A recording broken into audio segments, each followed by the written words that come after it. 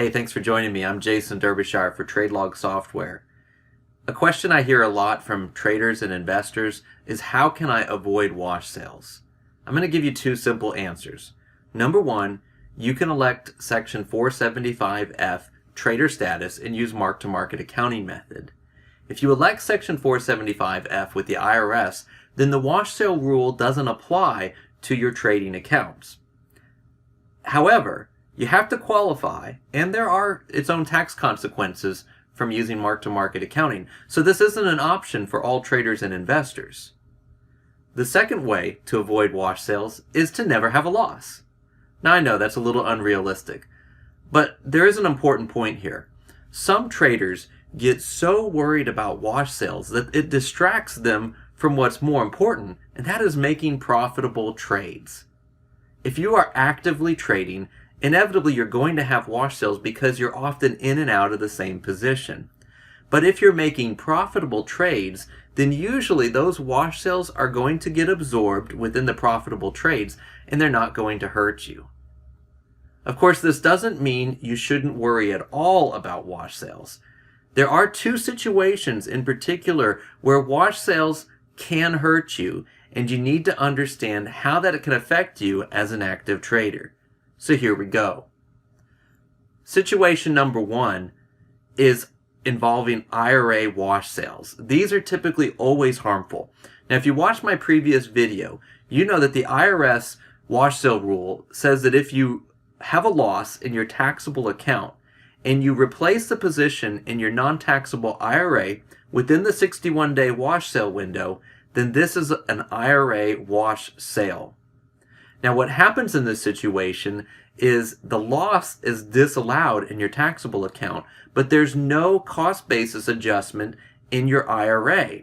And so the loss is permanently disallowed. It disappears forever. Now, here's what I've seen. Oftentimes, a trader doesn't intentionally create a wash sale in his IRA. He's simply trading the same security in both a taxable and non-taxable account, and the wash sales happen.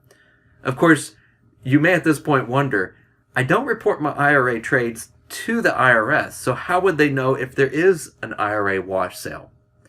The IRS requires taxpayers to make the necessary adjustments to their taxable trades, disallowing the losses. Now, if you were ever audited, they may require you to provide all of your account history, including for your IRA accounts. Now, we have traders who use TradeLog software so that they can track all of their trade history, both in their taxable and non-taxable accounts. And TradeLog includes a tool that can help you avoid IRA wash sale effects if you do happen to trade the same security in both types of accounts. But you have to pay close attention, and there is a high risk with that. The second situation I want to talk to you about is a higher risk for more traders, and that's when wash sale deferrals can increase your tax liability, resulting in either higher taxable gains or even putting you upside down in your gains and losses. Now, here's what I mean. Say, for example, you had a total realized gain of $2,000 for the year. This is how much money you actually made from your trading during the tax year. However, let's say you have $12,000 in wash sale deferrals at year end. These are $12,000 in losses that you had during the year, but you can't take because you replaced those positions and you haven't yet closed the replacement position. So after making wash sale adjustments, we would have a taxable gain of $14,000, even though we only really made $2,000.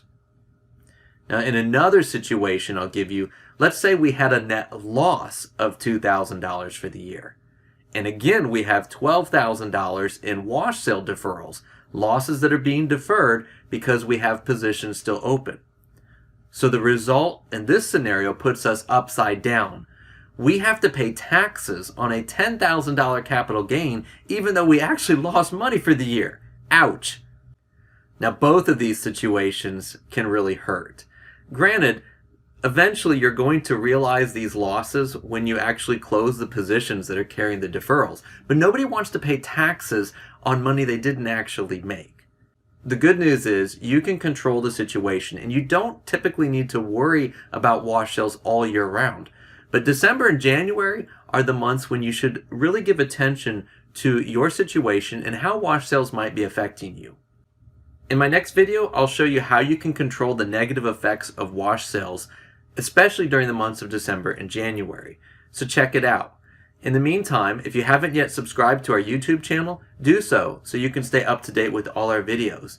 And if you want to learn more about the wash sale rule and why active traders use TradeLog, check out our website at TradeLogSoftware.com. Thanks again for watching. I'll see you next time.